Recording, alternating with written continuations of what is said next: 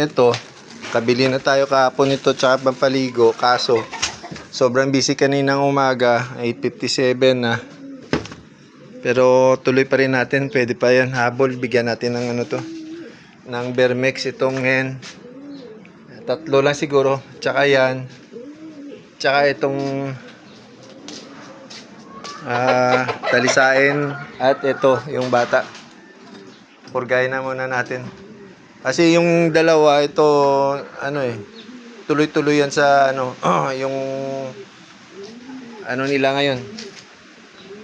Diyan na muna natin sila nilagay kasi mahilap pa ngayon.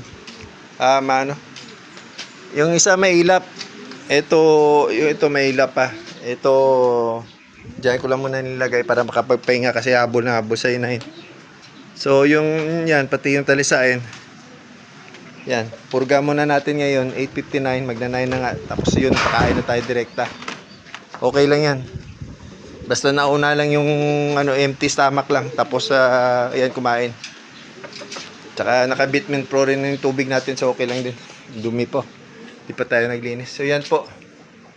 Yan, bigyan natin ng...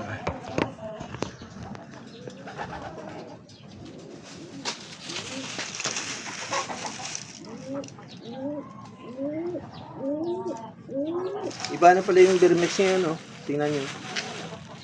Iba na pala.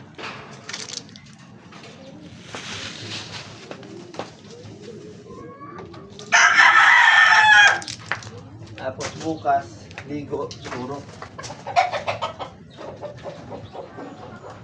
Empty, no?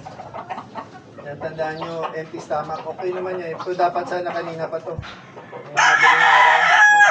Kaso may mga dumating pa tayong ibon, tsaka marami pa tayong ginawa. Kaya yan. Yan na natin nagawa. Pero okay na rin yan. Saan pa ba yung... saan ko na ba nilagay yun? Ay, nako. Ayun, pinatak ito. Yan. Ay, nako.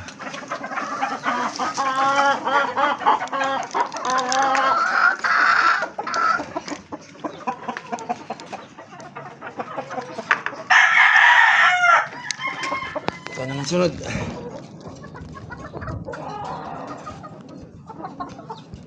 Ano ba yan? Mag-isa lang kasi tayo eh.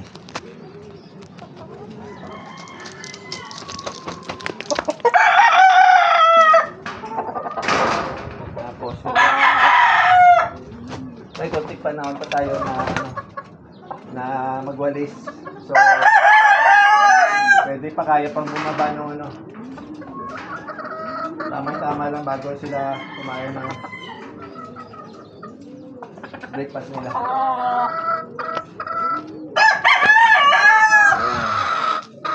Sana ginamit ko na lang yung tripod mo. Yan, kulang din sa planning kasi. Okay lang yan. Yan. So, ano tayo ngayon? Wednesday na.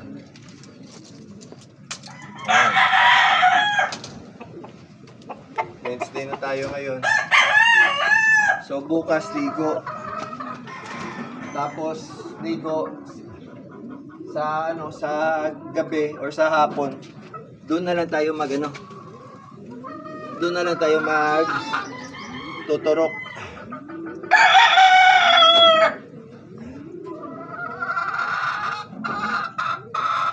Pwede yan kasi pa naman tayo wawalis.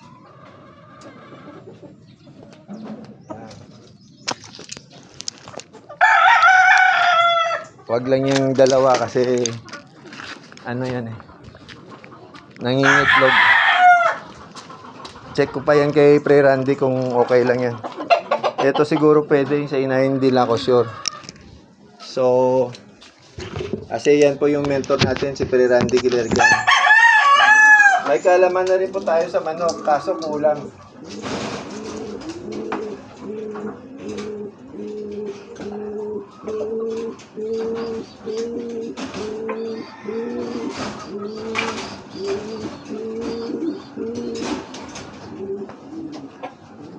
Mamaya ilalagay natin yun sila dyan.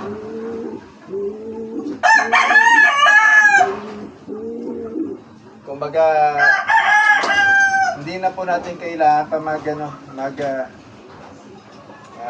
yung mga seminar para paano mag-alaga ng manok. Hindi na po natin kailangan yan. Kasi malawak na rin po yung kaalaman natin.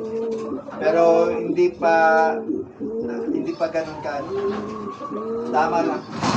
Kumbaga, tama lang na pwede na rin. Kumbaga, may kaalaman din po tayo sa conditioning pero noon pa yun. Sa ngayon, yun nga. Breeding lang tayo at saka alaga lang. Ayan lang. So, okay na. Ayan. So, yun na lang yung isa. Tsaka yung mga inahin. Oo nga pala, yung inahin pa. So, tama. 5 piraso to. Yun. Sige, yun na lang. Tirahin ko muna yung mga yun. Pero hindi naman kailangan kasi hindi pa naman pang-breeding yan. Ligo lang muna. Kasi malulusog naman mga yan. Kaso meron pa eh. Ano?